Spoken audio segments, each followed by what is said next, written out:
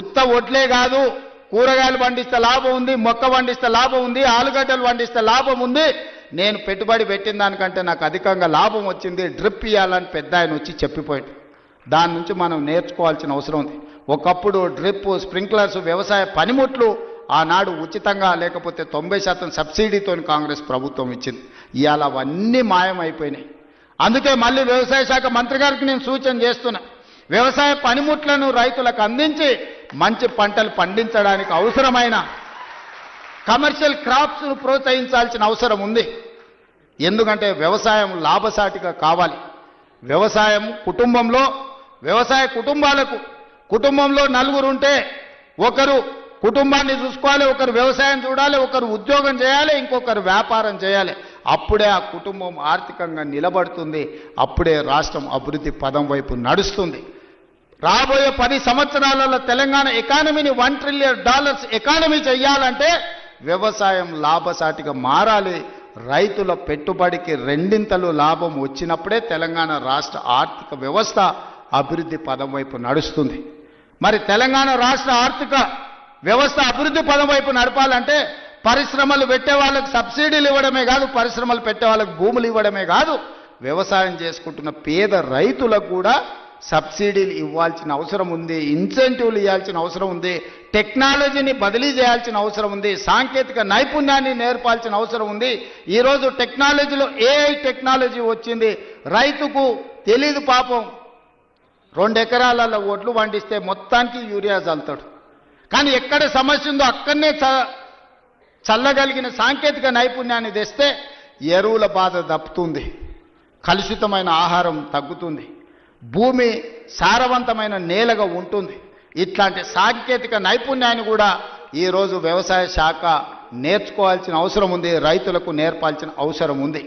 అదేవిధంగా ఈరోజు వ్యవసాయ పంపు సెట్లు సంవత్సరానికి దాదాపుగా 17,000 కోట్ల రూపాయలు ఉచిత విద్యుత్తుకి ఈరోజు మనం ఖర్చు పెడుతున్నాం. ఇవాళ అదే సోలార్కి మనం మారిపోతే, సోలార్తోని మీ వ్యవసాయం ఉచితమే కాదు, మీరు సోలార్ విద్యుత్తు ద్వారా నెలకు 2,000, 3,000 మా ఆడబిడ్డలకు ఆదాయం వచ్చేటట్టు విద్యుత్తు శాఖకు సంబంధించి ఉప ముఖ్యమంత్రి గారు ప్రణాళికలు చేస్తే రైతులు సిద్ధంగా ఉన్నారు. దానికి అవసరమైన పెట్టుబడి మనం పెడదాం. కొన్ని వేల కోట్ల రూపాయలు ఒకసారి పెట్టుబడి పెట్టినా 25 సంవత్సరాలు ఈ రైతులకు లాభసాటిగా ఉంటుంది. వాళ్ళు వాడుకునేది వాడుకోగా మిగిలిన విద్యుత్తును మీకు అమ్ముతారు. ఈరోజు మా రైతులు అదానీ అంబానీలతో పోటీ పడే విధంగా తీర్చిదిద్ది సోలార్ విద్యుత్ ఉత్పత్తిలో అదానీలతో పోటీ పడే విధంగా మా రైతుల్ని ఇంటికాడ కూర్చున్న వాళ్ళకే ఆదాయం వచ్చే విధంగా ప్రణాళికలు చేయాలి. ఈ వేదిక మీద నుంచి ఎనర్జీ డిపార్ట్మెంట్కు అదేవిధంగా సంబంధిత శాఖ మంత్రి గారికి నా సూచన, మీరు ప్రణాళికలు సిద్ధం చేయండి, రైతులను చైతన్యం చేద్దాం, రైతులకు అవగాహన కల్పిద్దాం. మంది ఆడబిడ్డలు చదువుకొని విజ్ఞతతో మాట్లాడిన ఆ పెద్ద ఆయన మాట్లాడుతుంటే ఆయన ఉపయోగించిన ఇంగ్లీష్ భాష కావచ్చు, పదాలు కావచ్చు, అవగాహన కావచ్చు, అనుభవం కావచ్చు, ఆ పిల్లలే కాదు వేదిక మీద ఉన్న మంత్రులు కూడా నేర్చుకోవాలి. విషయాన్ని ఏ విధంగా సూటిగా శుద్ధి లేకుండా ఎట్లా చెప్పొచ్చో, అవగాహన ఎట్లా కల్పించో ఆ పెద్ద మనిషిని మనం చూసి నేర్చుకోవచ్చు. అందుకే ఇవాళ అలాంటి వాళ్ళని నేను కలెక్టర్లకు ఆదేశాలు ఇస్తున్నా.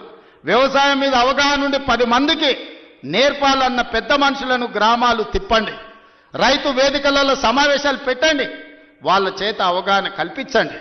అవసరమైతే వాళ్ళకి ఆహారూర్యం ఇవ్వండి, రోజుకో 1000 రూపాయలు ఇవ్వండి. వాళ్ళ అవగాహనతోని రైతు వేదికలలో పోయి అవగాహన కల్పించినందుకు అదొక గుర్తింపు, ఒక గౌరవం. 1000 రూపాయలతో ఒక రోజు వాళ్ళ జీవితంలో మార్పు వస్తుందని నేను చెప్పడం లేదు, కానీ ప్రభుత్వం ప్రోత్సహిస్తుంది, ప్రభుత్వం గుర్తిస్తుంది, ప్రభుత్వం మిగతా రైతులకు అవగాహన కల్పించడానికి ప్రయత్నం చేస్తుంది అని చెప్పడానికి ఇవన్నీ కూడా ఉపయోగపడతాయి. కాబట్టి కలెక్టర్లందరికీ కూడా ఈ వేదిక మీద నుంచి చీఫ్ సెక్రటరీ గారికి నేను ఇన్స్ట్రక్షన్స్ ఇస్తున్నా.